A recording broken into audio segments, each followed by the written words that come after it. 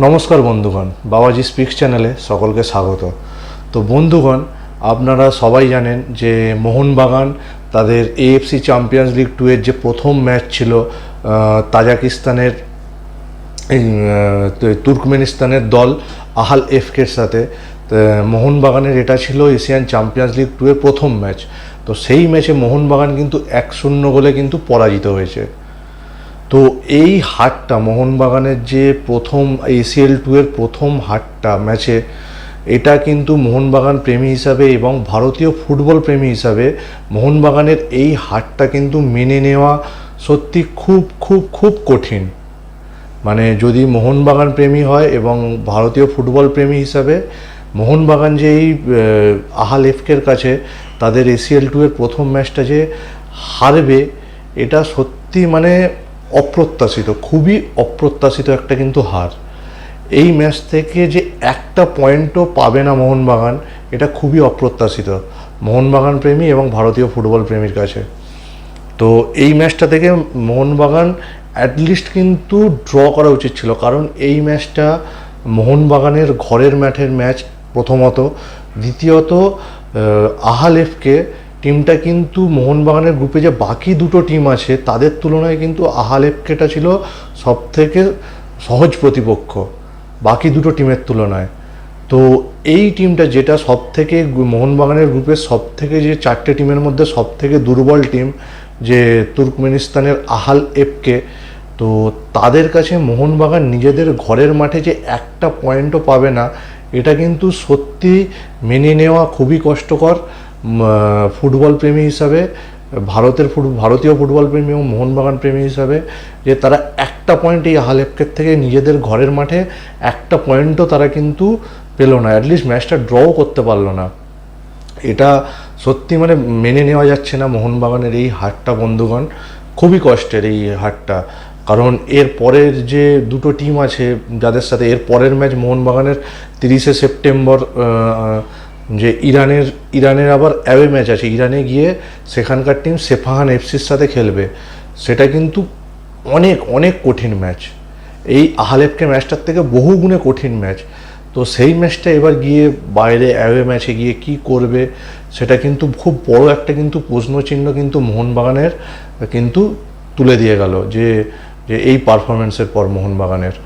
তো বন্ধুগণ, যে এই হারটা নিয়ে একটু আলোচনা করা যাক আপনাদের সাথে। তো বন্ধুগণ, এই হারটা যে মোহনবাগান যে আহাল এফকের সাথে তাদের প্রথম ম্যাচটা হারলো, এই হারের পেছনের কারণগুলো কি? তো এই কারণগুলো বন্ধুগণ একটু আলোচনা করে নিই আপনাদের সাথে। তো আপনারাও অবশ্যই কমেন্ট বক্সে জানাবেন যে আপনাদেরও কি মানে মতামত আছে, সেটা কমেন্ট বক্সে অবশ্যই জানাবেন। তো আমার যেগুলো মনে হয়েছে, যে শুধুই কি প্লেয়ারদের দোষ, যে প্লেয়াররা খেলতে পারেনি, গোল করতে পারেনি, ম্যাচটা হেরে গেছে, শুধুই কি প্লেয়ারদের দোষ এখানে? আমার তো মনে হয় না, যে পুরোটাই যে প্লেয়ারদের ঘাড়ে চাপিয়ে দেওয়া দোষটা। তো এর পেছনে কিন্তু এই মোহনবাগান যে হারলো এসিএল 2 এর যে প্রথম ম্যাচ আহাল এফকের সাথে, এবং এটাই ছিল সব থেকে সহজ ম্যাচ মোহনবাগানের কাছে এই গ্রুপের, তো সেই ম্যাচটা থেকে এক পয়েন্টও না পাওয়া, তার পেছনে কারণ কিন্তু শুধু প্লেয়ারদের যে খারাপ খেলা নয়। কেন খারাপ খেলেছে প্লেয়ারগুলো সেইটা খুঁজতে হবে। তো কেন খারাপ খেললো, এত বাজে পারফরমেন্স কেন করলো মোহনবাগান? তো এর পেছনে যদি কারণ দেখতে বসি, খুঁজতে বসি, তাহলে কিন্তু অনেকগুলো কারণ কিন্তু উঠে আসবে বন্ধুগণ। যেটা প্রথম কারণ, টিমটায় মানে প্রথমেই যে কোচ মলিনার যে ট্যাকটিক্স, বিশাল বড় ভুল কিন্তু তিনি একটা করেছেন বলে মনে হয় আমার। যে ট্যাকটিক্সে তিনি যে টিমটা নামিয়েছেন, যে দলটা আহাল এফকের সাথে প্রথম ম্যাচে নামিয়েছেন, তো তিনি যখন প্রথম একাদশ যখন দেখছিলাম মোহনবাগানের খেলার আগে শুরুতেই যে আহাল এফকের সাথে, যে প্রথম একাদশ দেখেই কিন্তু কিছুটা কিন্তু ধাক্কা লেগেছিল, যে এটা কীরকম নামিয়েছে টিম, যেখানে এসিএল মানে এএফসি চ্যাম্পিয়ন্স লিগের মতো টুর্নামেন্ট খেলতে নামছে, সেখানে এরকম মানে টিম হাতে মেহতাব সিং থাকতে ছখানা বিদেশি, সবথেকে বড় কথা যে টুর্নামেন্টে একসাথে ছখানা বিদেশি খেলানো যায় প্লেইং 11-এ, সেই জায়গায় প্রথমেই 3টে বিদেশি নিয়ে শুরু করলো। ওপরে কামিংস স্ট্রাইকারে, আর ডিফেন্সে টম অলড্রেড আর অ্যালবার্টো রড্রিগেজ, এই তিনটে বিদেশি নিয়ে শুরু করলো। হাতে কিন্তু তিনটে বিদেশি কিন্তু নামাতে পারতো মলিনা, নামালো না। সেই জায়গায় দাঁড়িয়ে মানে তরুণ বলা চলে কিয়ান নাসিরি, যেখানে এসিএল 2 এর মতো এশিয়ান চ্যাম্পিয়ন্স লিগ টুর্নামেন্ট, এখানে এক্সপিরিয়েন্সটা কিন্তু খুব খুব ম্যাটার করে। সেই জায়গায় কাদের নামালো না, কিয়ান নাসিরিকে। কিয়ান নাসিরির মতো জুনিয়র প্লেয়ারকে তিনি কিন্তু প্রথম থেকে শুরু করালেন। তিনটে বিদেশি মাত্র নামালেন, হাতে 6টা বিদেশি থাকা সত্ত্বেও মাত্র 3টে বিদেশি নিয়ে ম্যাচটা শুরু করলেন। আর সব থেকে বড় যে মানে সাহাল আব্দুল সামাদ, যিনি মানে খুব একটা ভালো, কিন্তু আমরা জানি সাহাল কিন্তু ভালো প্লেয়ার এবং তার কিন্তু বড় টিমের এগেনস্টে কিন্তু পারফরমেন্স খুব একটা আমরা কিন্তু দেখিনি। তো যখন তিনি প্রথম হাফ মানে পুরো 90 মিনিট তাকে কী করে মাঠে থাকে সাহাল আব্দুল সামাদ, তার জায়গায় চেঞ্জে বিদেশি নামানো উচিত। দিমিত্রি পেত্রাতসকে ব্যবহার করেই দেখলেন না, পুরো ম্যাচটা তাকে বেঞ্চেই বসিয়ে রাখলেন। দিমিত্রির মতো প্লেয়ারকে, যিনি মোহনবাগানকে বিগত দুটো মরশুমে কিন্তু অনেক অনেক মানে আমাদের মোহনবাগান প্রেমীদের বহু বড় ম্যাচ জিতিয়েছেন এবং বহু মানে আনন্দের মুহূর্তের কিন্তু সাক্ষী এই আমাদের দিমিত্রি পেত্রাতস। তো তাকে তিনি পুরো ম্যাচটাই 90 মিনিটই বেঞ্চে রাখলেন এবং 6টা বিদেশি নিয়ে শুরুও করলেন না। এরপর আশিস রায় টিমটা কি শুরু করলো, অভিষেক টেকচাম সিং, 2টো বিদেশি ডিফেন্ডার এবং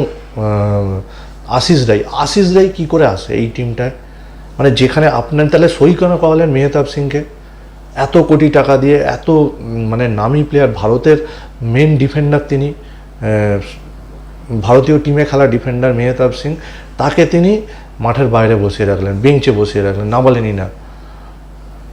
তারপর মাঝমাঠে দীপক টাংরি, আপুইয়ার সাথে তিনি মাঝমাঠে শুরু করাচ্ছেন দীপক টাংরিকে।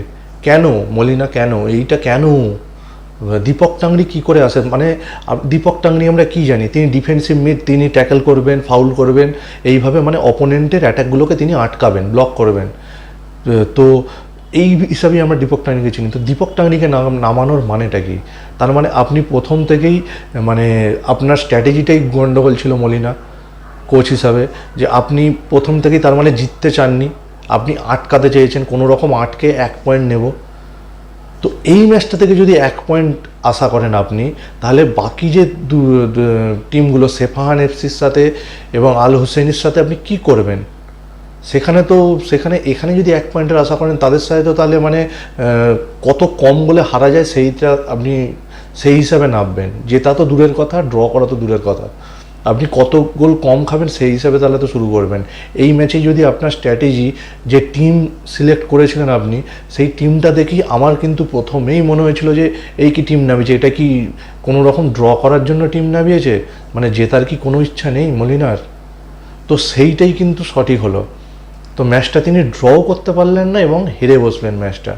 প্রথম থেকেই অ্যাটাকে না গিয়ে, প্রথম থেকেই আপনার হাতে ম্যাকলারেনের মতো প্লেয়ার আছে, ম্যাকলারেনকে কেন বিদেশি এত কোটি টাকা দিয়ে, সব থেকে দামি বিদেশি ভারতের, তো তাকে বেঞ্চে বসিয়ে রাখলেন প্রথম থেকেই। তো ম্যাকলারেন, কামিংস, রবসন রবিনও ফিট নয়, ঠিক আছে আপনি সেকেন্ড হাফে নামান। তো এক্সপিরিয়েন্স লাগবে না এই ম্যাচটা?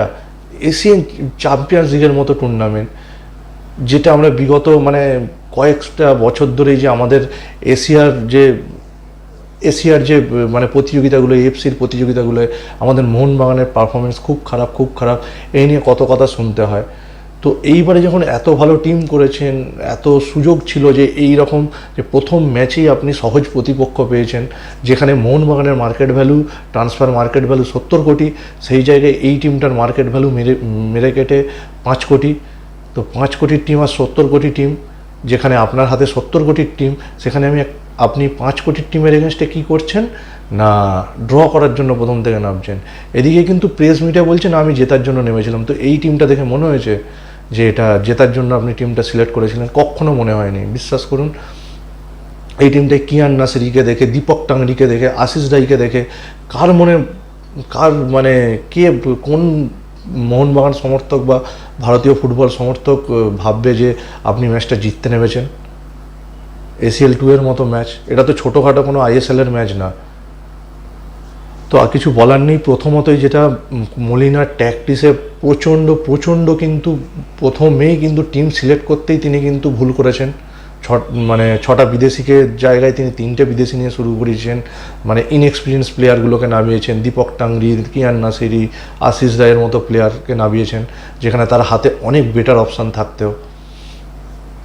আর দ্বিতীয়ত যে এই যে টিমটা যে মানে টিমটার ফিটনেসটা কোথায়, টিমটা যে মানে টিমটার কোনো ফিটনেসই নেই। এই যে ডুরান্ডের পর থেকে যে 1 মাস টাইম পেয়েছিল টিমটা, যে 1 মাস প্র্যাকটিস, কিসের প্র্যাকটিস করলো, কি প্র্যাকটিস করলো 1 মাস, কোনো রকম মানে টিমটার যে উন্নতি হয়েছে ফিটনেসে দেখেই তো বোঝা গেল না। যে রবসন রবিনো বা দিমিত্রি পেত্রাতোস, এদের তো দেখে মানে প্লেয়ারগুলো, বেশিরভাগ প্লেয়ার আপনার যে কামিংস, বিদেশিগুলো মেনলি, এদেরকে তো একদমই মনে হয়নি যে এরা ফিট বলে। এই বিগত যে 1.5 মাস এরা প্র্যাকটিস করছে ডুরান্ড কাপ থেকে, তো কিসের কি প্র্যাকটিস করেছে এরা? কোনো ফিটনেস নেই, কিছু নেই। আর আমার প্রশ্ন যেটা, যে প্রি সিজন ক্যাম্প কেন এত পরে শুরু হবে, যখন আপনি জানেন যে আপনারা এত গুরুত্ব দিচ্ছেন টিম ম্যানেজমেন্টের। এখানে বলবো যে কতটা বড়, মানে শুধু প্লেয়ারদের দোষ দিয়ে না, এখানে পেছনে এর জন্য দায়ী কিন্তু কোচ, টিম ম্যানেজমেন্ট, সবাই এই খারাপ পারফরমেন্সের জন্য মোহনবাগানের। তো কারণ টিম ম্যানেজমেন্ট কেন প্রথম থেকে কেন শুরু করাবে না, যখন আপনারা মানে এত গুরুত্ব দিচ্ছেন যে চ্যাম্পিয়ন্স লিগ, AFC চ্যাম্পিয়ন্স লিগটাকে, তখন কেন আগে থেকে প্র্যাকটিস শুরু করালেন না? বিদেশিগুলোকে আগে থেকে নিয়ে এলেন না? তারা বিদেশিগুলো আসছে কি না, ছুটি কাটিয়ে মোটা হয়ে চর্বি জমিয়ে তারা আসছে ভারতে। সেই চর্বি গলতে তাদের লেগে যাচ্ছে 3 মাস 4 মাস লেগে যাচ্ছে সেই চর্বি গলাতে। তো কেন এরকম হবে? টিম ম্যানেজমেন্টের এত কেন উদাসীনতা? তো তারা কেন আগে প্রি সিজন ক্যাম্প শুরু করাবে না প্লেয়ারগুলোকে ডেকে? তো আগে তো আমরা মোহনবাগান, ইস্টবেঙ্গল, মোহামেডানকে সবাইকে দেখেছি, তারা সিজন শুরুর কতদিন আগে থেকে তারা একটা প্রি সিজন ক্যাম্প করতে চলে যেত। কেউ গোয়ায় চলে যেত, কেউ বিদেশে চলে যেত, কেউ পাহাড়ে চলে যেত। তারা গিয়ে সেখানে গিয়ে সবাই মিলে একসাথে প্রি সিজন ক্যাম্প করতো, একটা যেখানে নিজেদের মধ্যে বোঝাপড়া বাড়বে, ফিটনেস বাড়বে সেই জন্য।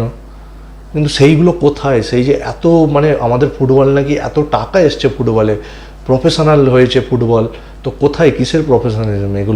এগুলো প্রফেশনালিজম মানে কিছু বলার নেই। মানে এই যে মোহনবাগানের এই হাটটার পেছনে শুধু কিন্তু প্লেয়ার নয়, মোহনবাগানের কোচের ট্যাকটিক্স, টিম ম্যানেজমেন্ট, সবাই কিন্তু দোষী এই মোহনবাগানের খারাপ পারফরমেন্সের জন্য। তো আর যেটা যে অনেকেই সোশ্যাল মিডিয়ায় মানে করছেন, এবং ম্যাচের পরেও কিন্তু বলতে শোনা গেছে যে গো ব্যাক মলিনা, এই স্লোগান কিন্তু উঠেছে। তো আমার মনে হয় মলিনায় কিন্তু একটু সময় দেওয়া দরকার, কারণ তিনি অলরেডি আমাদের কিন্তু আগামী মরশুমে ISL-এর কাপ এবং শিল্ড দুটোই কিন্তু জিতিয়েছেন। তারপর এই মরশুমের প্রথমেই এখনও মোহনবাগান টিমটা ম্যাচই খেললো না। আরও একটা বড় যেখানে প্রশ্ন, যে যখন আপনার AFC চ্যাম্পিয়ন্স লিগ 2 এর মতো টুর্নামেন্ট আপনি খেলতে নামছেন, তো তার আগে প্র্যাকটিস ম্যাচ খেললেন না? একটা কি গোয়ার সাথে শুধুমাত্র একটা প্র্যাকটিস ম্যাচ খেললেন? আপনি কেন ভালো প্র্যাকটিস ম্যাচ খেললেন না? টিম ম্যানেজমেন্ট এবং কোচকে আমি বলবো কি, মানে এখানে শুধু তো প্লেয়ারদের দোষ দিয়ে লাভ নেই। আপনি মানে প্লেয়ারদেরকে ভুল প্লেয়ার নির্বাচন, এক পয়েন্ট, ভুল প্লেয়ার নির্বাচন করলেন, মানে মাঠে নামালেন। দ্বিতীয়ত টিমটার কোনো ফিটনেস নেই, 1.5 মাস ধরে যে মানে একটা প্রি সিজন নেই, কিছু নেই, টিমটার কোনো ফিটনেস নেই। তৃতীয়ত যে কোনো প্র্যাকটিস ম্যাচ নেই। একটা AFC চ্যাম্পিয়ন্স লিগ 2 এর মতো খেলবে, কিন্তু একটা প্র্যাকটিস ম্যাচ দরকার। তো প্লেয়াররা ম্যাচ ফিট কী করে হবে? শুধু কি ট্রেনিং করে গেলে একটা ম্যাচ ফিট হয়? ম্যাচ খেলতে হবে, ম্যাচ না খেললে কী করে ম্যাচ ফিট হবে? আহালেপকে কিন্তু ঠিক এই জায়গাটাতেই কিন্তু মোহনবাগানকে হারিয়ে দিয়ে গেছে, কারণ তারা অলরেডি তাদের লিগ কিন্তু হাফ শুরু হয়ে গেছে, এবং তারা কিন্তু খেলাধুলার মধ্যে আছে, তারা যথেষ্ট ফিট টিম, তারা এই জায়গাতেই কিন্তু বিট করে গেছে। আর আমাদের ভারতীয় ফুটবলের মানে ফেডারেশনকেও বলবো, এখানে কিন্তু ফেডারেশনেরও কিন্তু গাফিলতি আছে, যেখানে সব জায়গায় লিগ শুরু হয়ে গেছে অলরেডি। লিগ খেলতে খেলতে টিমগুলো কিন্তু টুর্নামেন্ট খেলছে, AFC চ্যাম্পিয়ন্স লিগের। আর সেইখানে আমাদের টুর্নামেন্টই মানে ফুটবল হবে কি হবে না, ভারতীয় ফুটবলের লিগ হবে কি হবে না, সেই নিয়ে দোটানা চলছে। তো টিম প্র্যাকটিস করবে কোথায় থেকে, টিম বানাবে কি, কোন টিম, কোনো টিম মানে তারা যে কি ভরসায় তারা টিম করবে, তারা প্র্যাকটিস শুরু করবে, যেখানে টুর্নামেন্ট আমাদের ভারতীয় ফুটবল লিগ হবে কি হবে না সেখানেই প্রশ্নচিহ্ন ঝুলেছিল।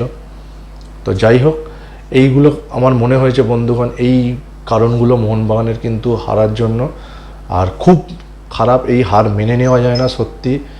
আর আপনারাও বন্ধুগণ কমেন্টে অবশ্যই জানাবেন মোহনবাগান প্রথম ম্যাচেই চ্যাম্পিয়ন্স লিগ 2 এর যে ম্যাচটা কিন্তু একদমই মানে মেনে নেওয়া যাচ্ছে না এই হারটা, সেই হারের পেছনে কারণগুলো অবশ্যই কমেন্ট বক্সে জানাবেন। আর বন্ধুগণ ভালো লাগলে ভিডিওটা অবশ্যই চ্যানেলটা সাবস্ক্রাইব করে দেবেন। ধন্যবাদ, ভালো থাকবেন।